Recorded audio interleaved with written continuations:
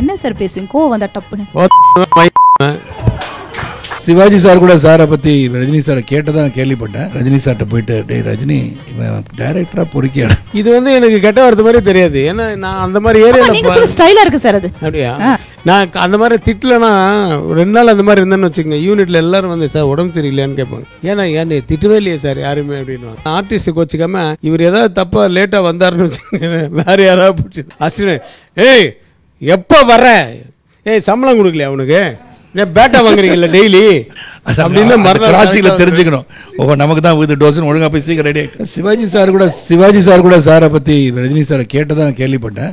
அது அதெல்லாம் கேட்டாராம், அந்த பிரேக் டைம்ல கேட்டாராம் ரஜினி சார்கிட்ட போயிட்டு டே ரஜினி இவன் டைரக்டரா பொறுக்கியாடு. ஆமாம், அது வந்து அந்த படிக்கட்டில் நடந்து வரும்போது அவர் காலங்காத்தால அது ஐயருங்களெல்லாம் எட்டி வச்சுட்டேன். ஆனால் ஐயருங்களே கிடையாது, அவங்கெல்லாம் கூட வேஷம் போட்டு. சிவாஜி சார் தனியாக அந்த படிக்கட்டு வேற நாங்கள் போட்ட செட்டு, இந்த பக்கம் புடி கிடையாது, அந்த பக்கம் பேரப்பட்டு வரல, எதுவுமே கிடையாது, ஓப்பனாக இருக்கும் படையப்பா செட்டில். அங்கேருந்து நடந்து வரணும். வயசானவர் அன்றைக்கி காலம்புற 7 மணிக்கெல்லாம் ஃபுல்லாக மிஸ்ட்டு வேறு இருக்குது. அந்த மாதிரி நேரத்தில் டொங்குன்னு வாங்கினோம் சார். கொஞ்சம் கூட அந்த இது குறையாமல் வாங்க சார், வந்து உட்காருங்க சார். 40 ஃபீட் என்ன அப்போல்லாம் ஜிம்மி கிடையாது. டேய் கட் ஆகக்கூடாது பார்த்துக்க, எதிர்க்க யாரும் கிடையாது, ஊரே எதிர்க்க நிற்கிது, அதான் கதை. 40 ஃபீட் கிராமரில் பார்த்துக்கிட்டே இருக்கும்போது பின்னாடி ஜனங்க வந்தது கட்டுன்ட்டான் மூர்த்தி. அப்போ ஏன்டா கட்டு சொன்னேன் அப்படின்னு, தா மட்டும் தான் போடுவேன் முன்னாடி. வராரு என்ன பைத்தியம் வர, ஏன்னா ஊரே வரக்கூடாது, நீங்கள் பெரிய ஊரே பின்னாடி வருது அப்படின்னா. யார் அது வந்துன்னா அதில் ஷூட்டிங் ஸ்பாட்டில் ஷூலாம் போட்டுக்கணும். எதுக்குடா வந்தீங்க, எதுக்குடா ஊர்லேருந்து வந்து என் உயிரை வாங்குறீங்க, எப்போ இத்தனை பேர் சார் ஆர்டிஸ்ட் தான், அண்ணன் ஆர்டிஸ்ட் வந்துட்டு அவங்கெல்லாம் உதச்சி ரெடி சாரி சார்னு அவர் தேடுறேன். அவர் மேலே போயிட்டார், மறுபடியும் கீழே இருந்து மேலே போயிட்டார். அப்புறம் மறுபடியும் வர்றாரு. எனக்கு பயம், இந்த பக்கம் அந்த பக்கம் இது காலம், அவருக்கு மூச்சு வேறு வாங்குது அப்போ அந்த பீரியடில் ஃபுல்லாக. ஏன்னா அந்த மிஸ்டில் வேறு வந்து உட்காந்துருக்காரு. பயந்து போயிட்டேன் நான். சரி ஓகே, ஷார்ட் முடிஞ்ச உடனே இப்போ நிம்மதியாச்சு.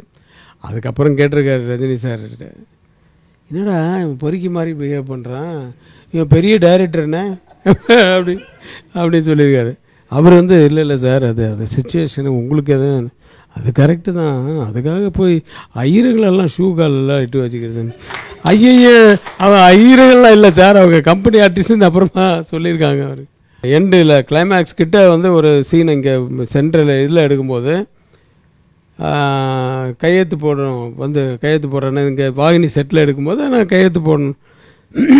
சித்தாரா வந்து கையெழுத்து போடும்போது மட்டும் நான் அப்படியே டைட் வருவேன் சார், உங்கள் கண்ணிலேருந்து தண்ணி வரணும் அப்படின்னு. என் ஒய்ஃப் கையெழுத்து போடும்போது அழல, அப்புறம் சித்தா கையெழுத்து போட மட்டும் ஏன் அழணும், இல்லை சார் பொண்ணு இல்லையா சார், பொண்ணாக இருந்தால் மட்டும் ஏன் அழணும், எங்கே நீ நடிச்சுக்காமே அப்படின்ட்டாரு.